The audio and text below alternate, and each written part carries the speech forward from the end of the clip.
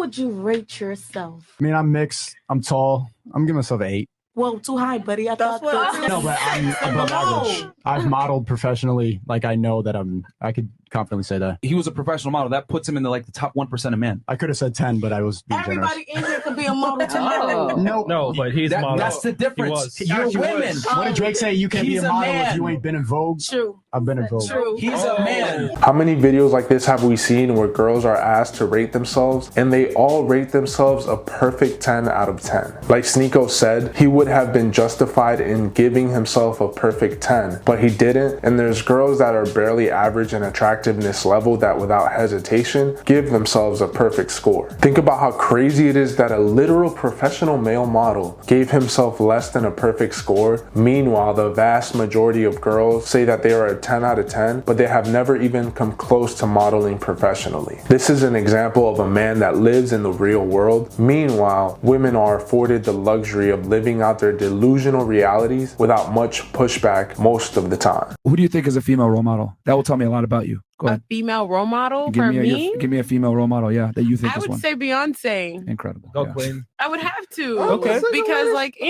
that's the person I want. Like the person that I strive to be is somebody that's discreet. And I also you know what I mean? Somebody that's See, here's the thing discreet with and Beyonce, because I talked about this in my book in a chapter. She is probably one of the biggest con women ever. She tells y'all strong and independent. She tells you guys, all the single ladies, she tells you guys, I can have another you in a minute, blah, blah, blah, blah, blah.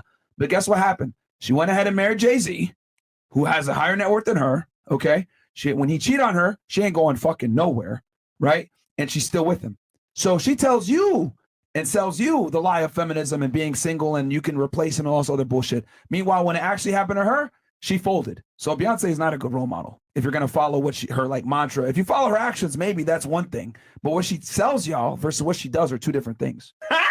He is absolutely right. And it's not just Beyonce that's selling women this false feminism dream, but I dare to say that a lot of celebrities or influencers don't practice what they preach and sell lies to the masses that look up to them. How many women in the public eye have we seen talk the talk, but when push came to shove, they did not walk the walk. They get cheated on, and like he said, they fold and don't buy the bullshit that they sell to you. My advice would be stop looking up and admiring people that don't follow their own advice. Those people don't have the same financial incentive to tell you the truth as they do to tell you the lies that sell and keep them relevant. I would go hard, no contact, straight to the gym. When I say no contact, let me be very clear. Don't unfollow her, but make sure you can't see her stories. You don't watch her stories. You don't reach out to friends. You don't watch her friends' stories. Go completely Why cold. shouldn't you unfollow her? You don't unfollow her because you're showing emotion. You need to be able to stand in that fire and not look. If you unfollow her, you're doing it out of anger. And then you got to go through the process of following back. You got to walk away, go work on you. And I can guarantee you, my friend, if you can truly stay to no contact and you go get better, she'll be back. Speaking from personal experience, I can confirm that what he said in the end is complete facts.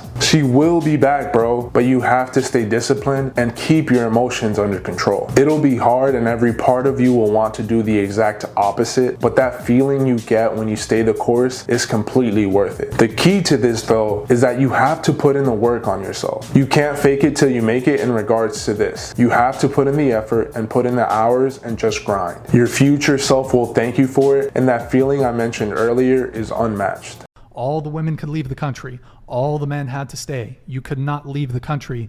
You cannot leave Ukraine if you were a man between the ages of 18 and like 60 or 65. While all the women in Ukraine, actually I matched with some girls on fucking Tinder, like when the shit was heavy as fuck in Ukraine, when Kiev was getting scorched up. I was matching with chicks on fucking Tinder and Hinge and shit. If you're a Ukrainian woman, you get to go to Stockholm, you get to go to Great Britain, you get to continue your hot girl summer. You know what the Ukrainian men were doing?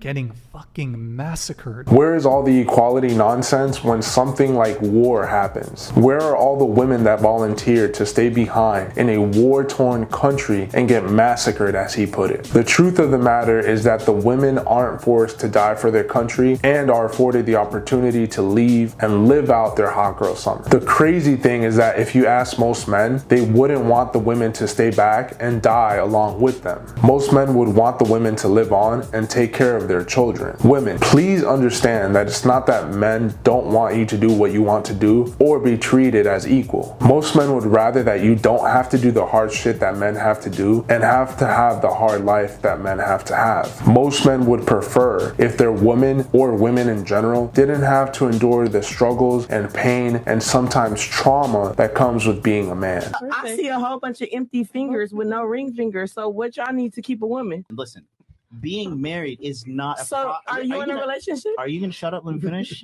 It is not a prize for a man to be married. It's like, hey guys, I got married. Most guys like, I got married. But a woman was like, I got married. That's how you girls fight and claw each other's eyes out to catch the bouquet at weddings to see who's going to get married next.